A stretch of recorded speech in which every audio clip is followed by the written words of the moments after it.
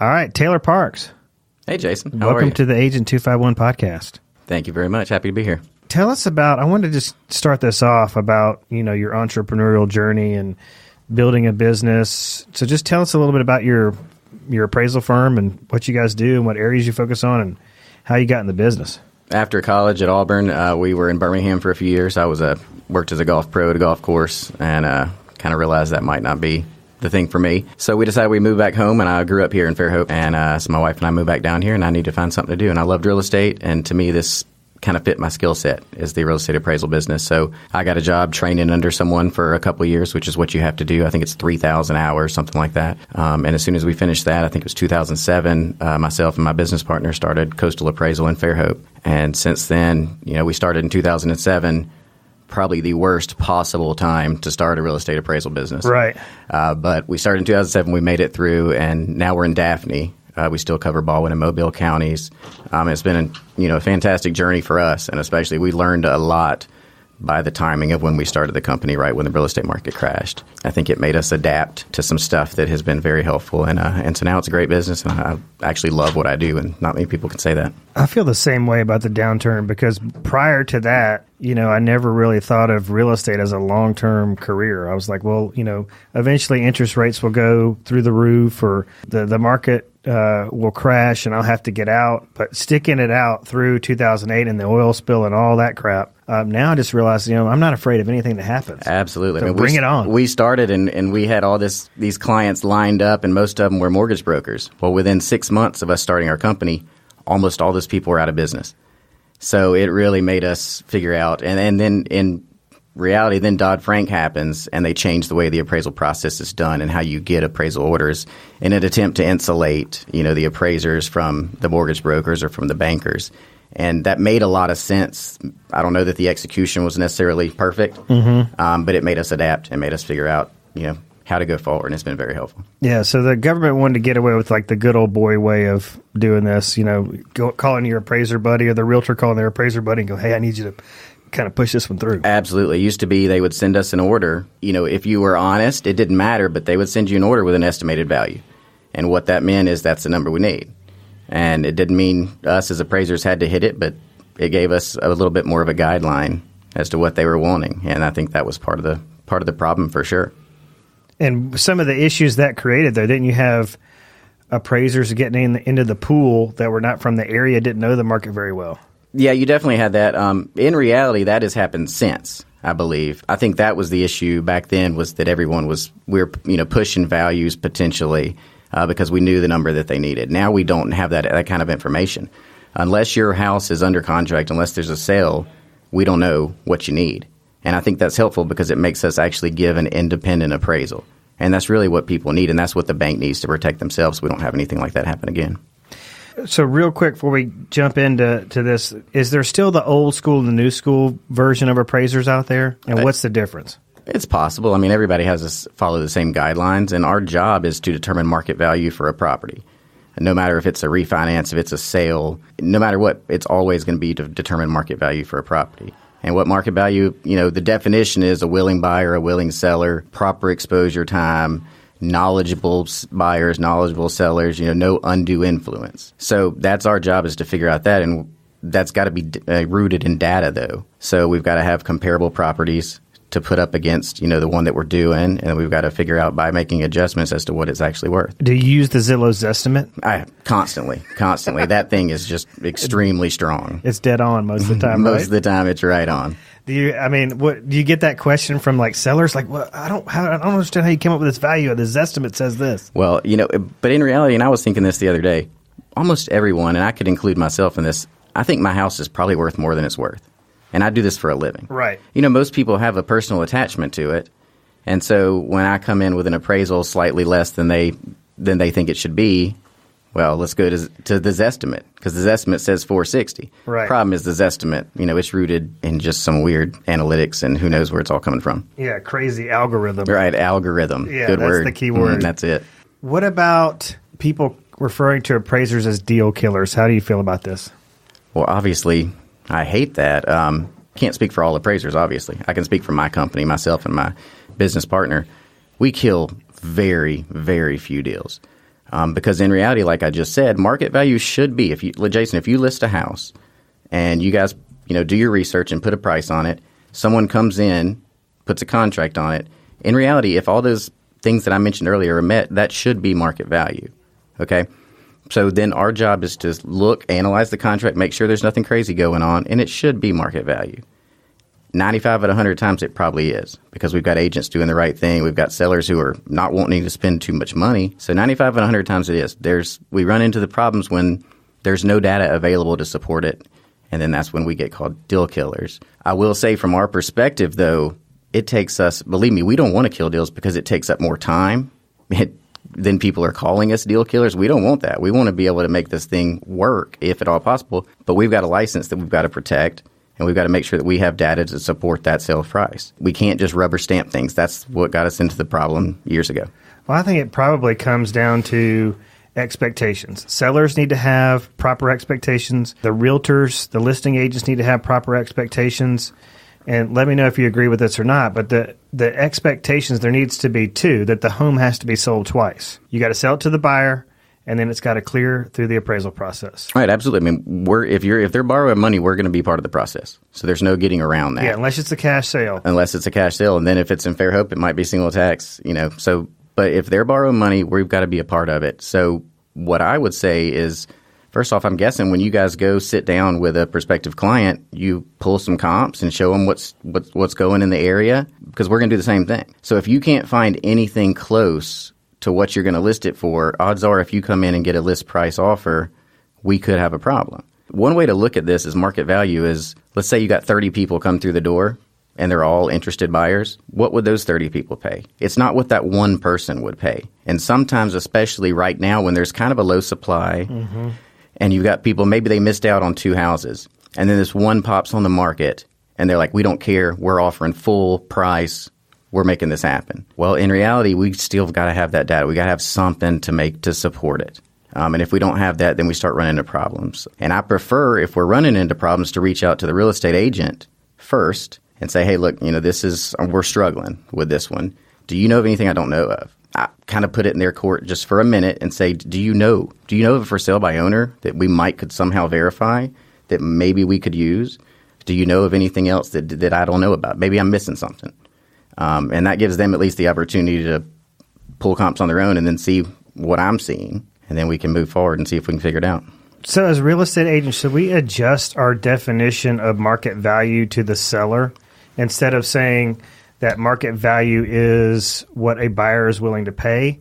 I mean, should we add a caveat in there? Market value is what a typical buyer is willing to pay, not necessarily your specific buyer. I mean, what if someone wants to buy a house and they've got family that live 3 doors down, or they've got family that lives next door? That house is worth more to them than it is the typical buyer. Right. What if they have to be in a specific subdivision? A typical buyer might be willing to go to a different subdivision a half a mile away, but your one client might decide, we're going to be in here. We don't care. So we have to look out. We have to go with what a typical buyer would pay for a house, not a specific buyer. Yeah. All right. So what are you seeing? I read an article, was it Quicken Loans, which is everybody loves Quicken Loans. But, they've got a bunch of data crunchers, and they're saying that this gap between where maybe what a buyer is willing to pay and what you think it's worth, that's narrowed to its lowest level in 2 years. It's about 0.5%. So that's a national average. What are you seeing locally? Are you having still dealing with a lot of having a hard time coming up with this? When our market's still on the move, like I believe it still is, and when there's low supply, the problem is our data's old. And that's one of the biggest issues is when I'm pulling comps, it sold 2 or 3 months ago, or even 6 months ago, or even 8 months ago. And so if the market's actually moving up, then we are a little bit behind the curve. One thing that we have to keep in mind is if I'm looking at an appraisal, let's say a house is selling for $200,000. I pull 3 comps that are 4 months old, there's no active listings, and they're telling me that it's worth $3,000 less. Okay, well, I've got to use my common sense there and realize that I'm not good enough to be within $3,000, because here's one very important thing. Almost all the data that I'm working with is flawed.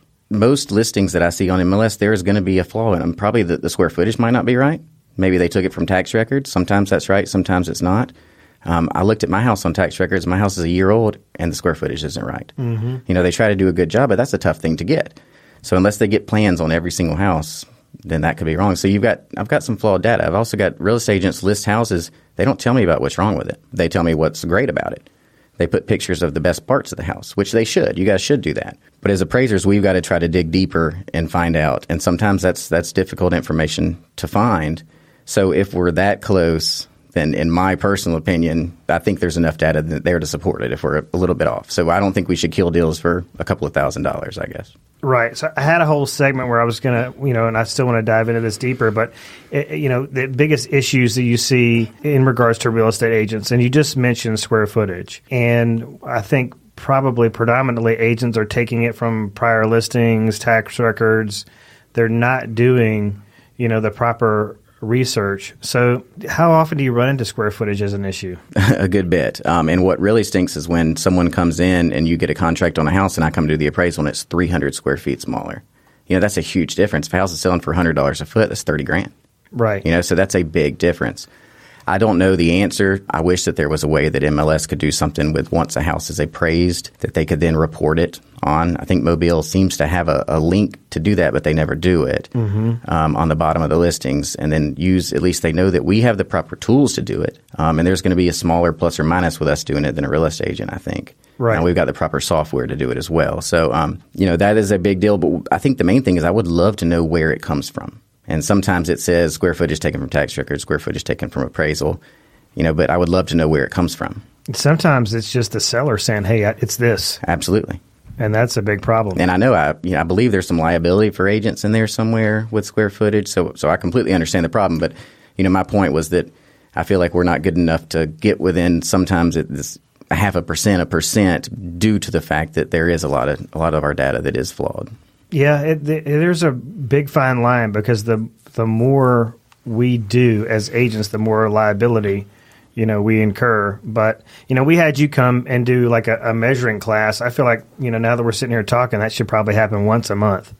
Like you come in, teach the agents, do a power lunch or lunch and learn on how to measure houses because, it's pretty easy on the one-story homes a lot of times, but those two-story homes is a problem. Oh, and upstairs and you start going in and out and zigzagging and you've got, the windows coming out. It can definitely be complicated. And the other thing is you need the software to do it because even I'm not smart enough to, take this huge diagram and cut it out and figure it out. So we're lucky we can just put it in our software and it shoots out where we're at. Right. Is that expensive? Is that software expensive? I'm sure you can probably get sketch programs that aren't that expensive, especially if you shared it for some sort of office or, bought some kind of office package. But I think that would be helpful. I just don't know the liability issue with that. I don't sell anymore, but when I did, I was constantly encouraging, sellers to get an appraisal, a pre-listing appraisal. They need to do their due diligence on their own. They don't need to pick a price out of thin air or use the Zestimate. And they need to understand that as real estate agents, we don't get appraisal training. We study comps, and, I feel like there's more science to what you do because you're basing it off of more than just sold price per square foot. You're looking at those features and upgrades and all these different things. Right, and that's another thing. Sometimes we'll get the question from agents, well, this one was 1,300 square feet and it sold for $100 a foot.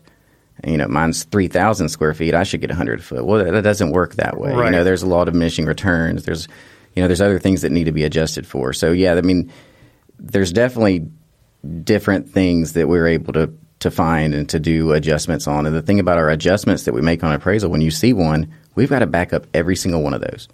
So the days of us just saying, hey, this house looks nicer, $20,000, they're done. Right. Because if one of my appraisals gets sent into the appraisal board, they're going to ask me how exactly I came up with that, and I've got to tell them. I've got to be able to come up with why I made that adjustment, and my opinion isn't the correct answer on that. So just to kind of make that point, stress that point, your livelihood's at stake. Absolutely.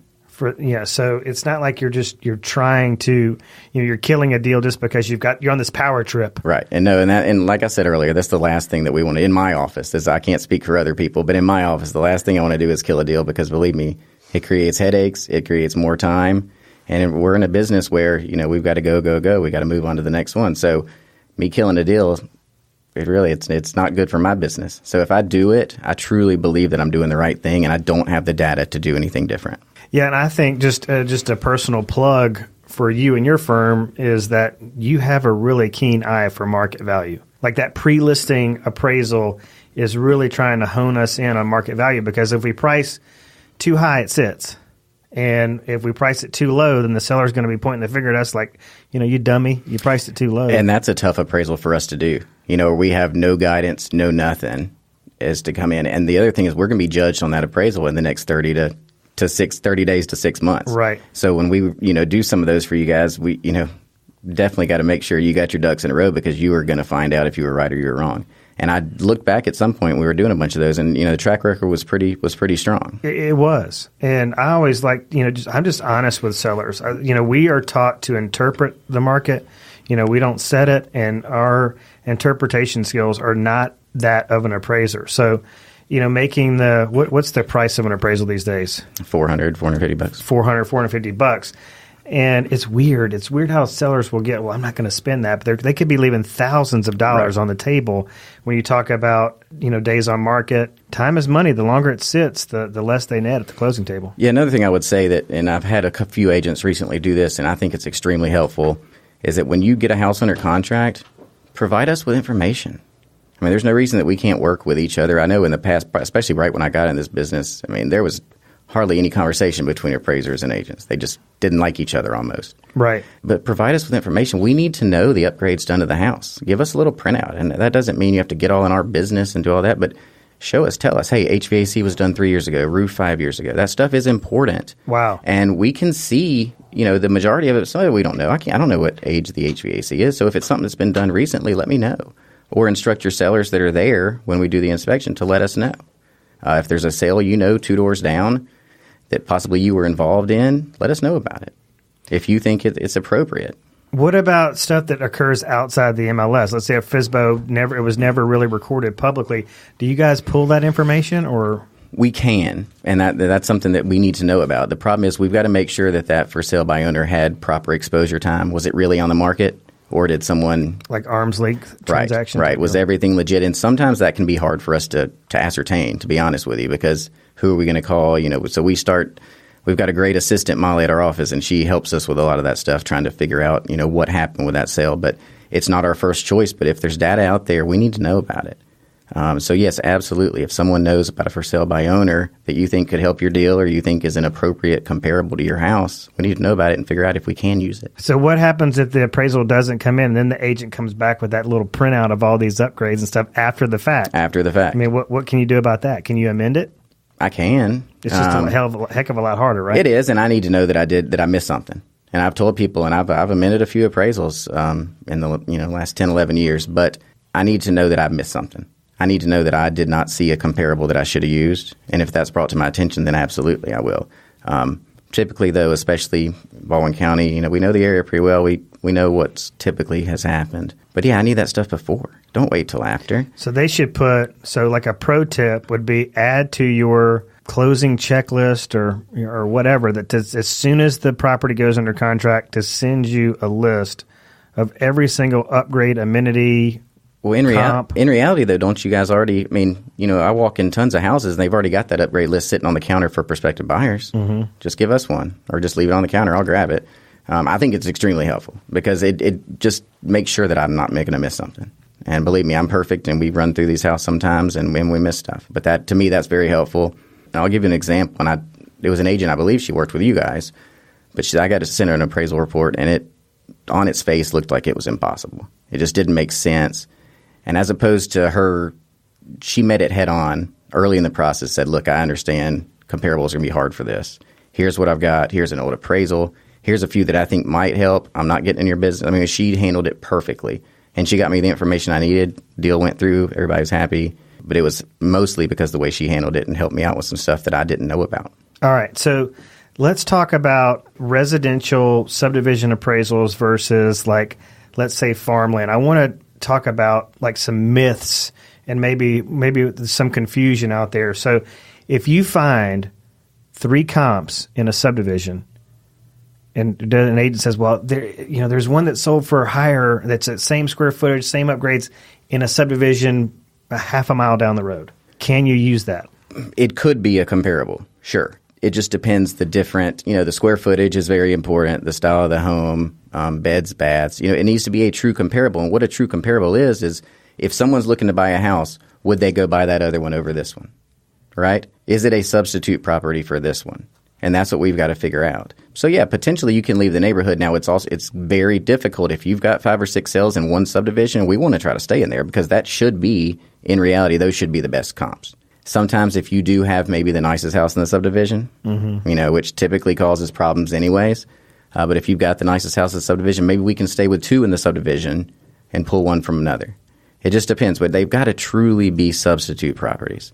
We can't just go searching for the highest sale in Fairhope to make this thing work. I can't just be jumping borders to make this work. I need to stay in the actual subdivision, neighborhood, market area.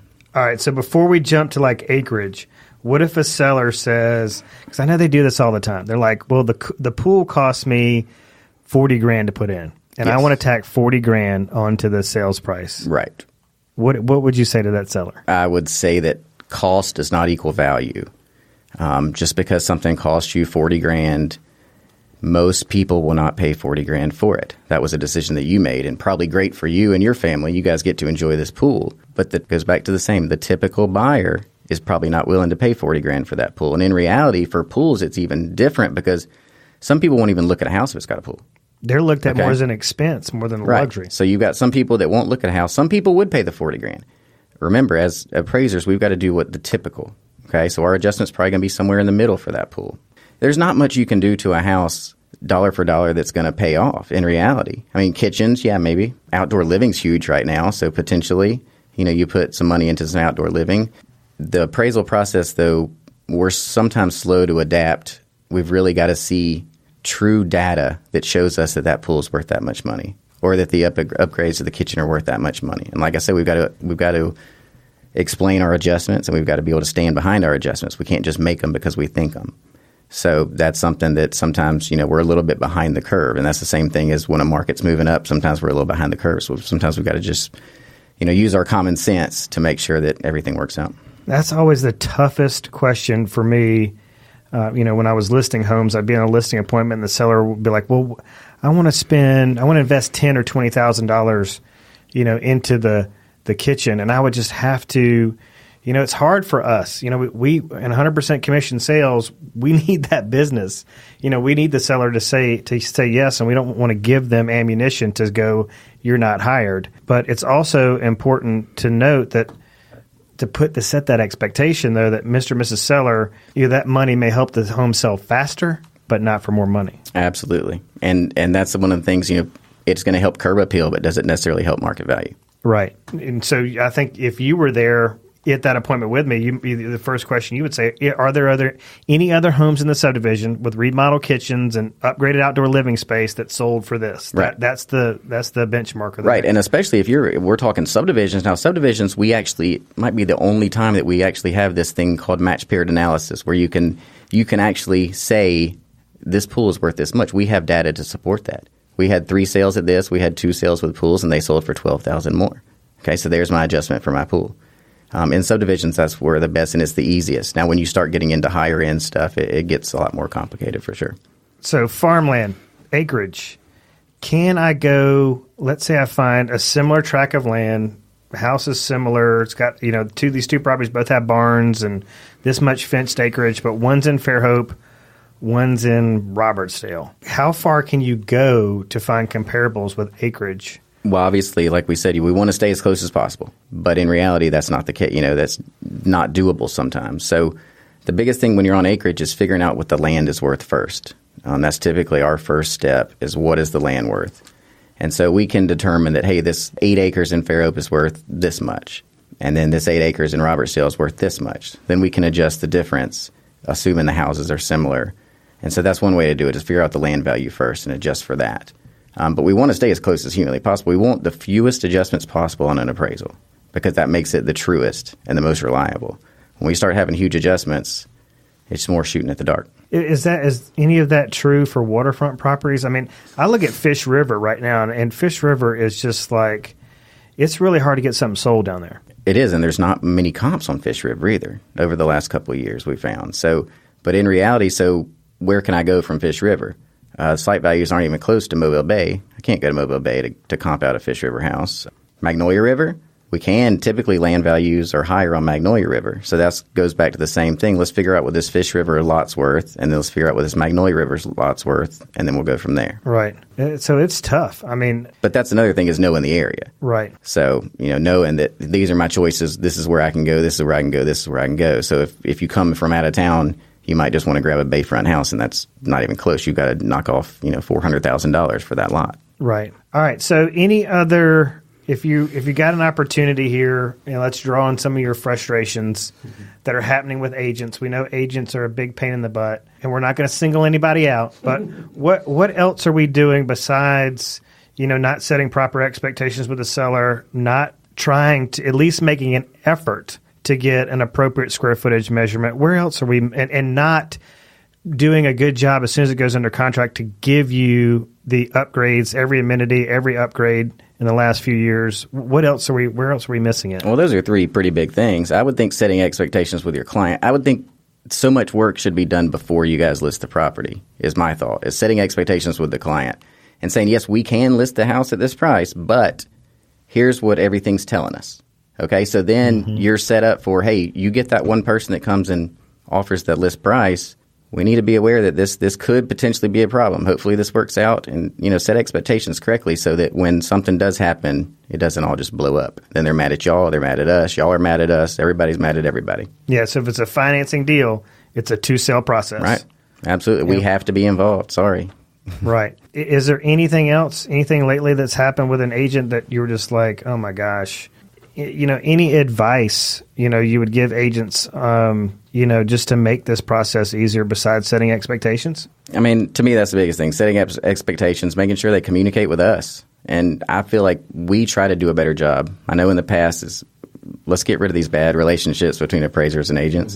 In the past, we've had those, and let's work together, because I promise you, you guys want the deal to work. We want the deal to work if at all possible. We just have to be able to back it up.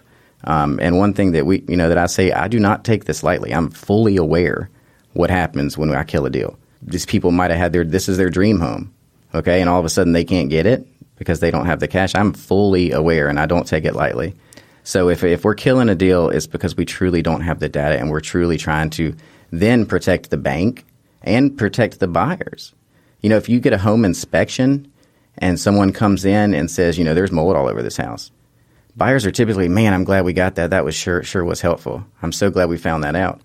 But if we come in, they're not very they don't find us helpful. So, right. So understanding that we're not the bad guy. We also have the ability to stagnate a market, and we do not want to do that. So we know that if values are moving up, we need to move with them. Correct me if I'm wrong. You may be way too busy to do this since the market is, blowing up so rapidly. But do you have time to come speak at sales meetings at real estate companies about measuring tips and how to communicate and how to set proper expectations? And sure, I'm always happy to do that. I have found that to be the case, that you're like, hey, anytime I can come and help, I'll be happy to. And that's going to help facilitate that conversation. Well, and I would just like to have a better relationship with all agents, too. It would make everything easier on both sides, and realize that we are, in reality, on the same team. Let's make all this stuff work if possible. But I just do want agents to understand what we're dealing with, and this is our livelihood, and we do have to support everything we do. I can't just rubber stamp something because Jane wants this house. But like I said, 95 out of 100, we kill so few deals. Well, and I also feel if somebody's out there, whether they're for sale by owner or they're just thinking that 2018 is going to be the year they put their home on the market, I think reaching out to you, hiring you before they even contact a real estate agent could save somebody a lot of anguish, because, there's a lot of sellers get this emotional economy and they're like, oh, I've spent the last 30 years here and I've raised all my kids. My mother died in the back bedroom. And that adds $50,000 to the price. That's going to save them a lot of anguish of putting it on the market for 6 months and then, firing a real estate agent and hiring another real estate agent and all that stuff. So if somebody wants to get a more scientific valuation of their home, how can they best reach you? Oh, they can give me a call. My cell phone's the best way. It's 251-259-7242. Or our office, you can call and talk to Molly. It's 251-621-7077. And I would say also for agents, if you've got that property property shouldn't be sitting on the market for 6 months right now. It's too hot. And so if it's sitting on the market for 6 months, there's probably a price issue. It could be something else. but there's probably a price issue. And possibly we're helpful with at least maybe bringing your sellers to reality. And maybe then we can be the bad guy and not you. Oh, that's such a good point. What I find is that whether it's an appraiser or a stager, they don't want to hear it from us. Right. But I bring you in, they're like, oh, yep, that's right. And maybe even they still don't believe me, but maybe they'll come down enough. At least you're planting that seed. All right. Well, hey, Taylor, thank you so much for being a guest on the Agent 251 podcast. Thanks for having me.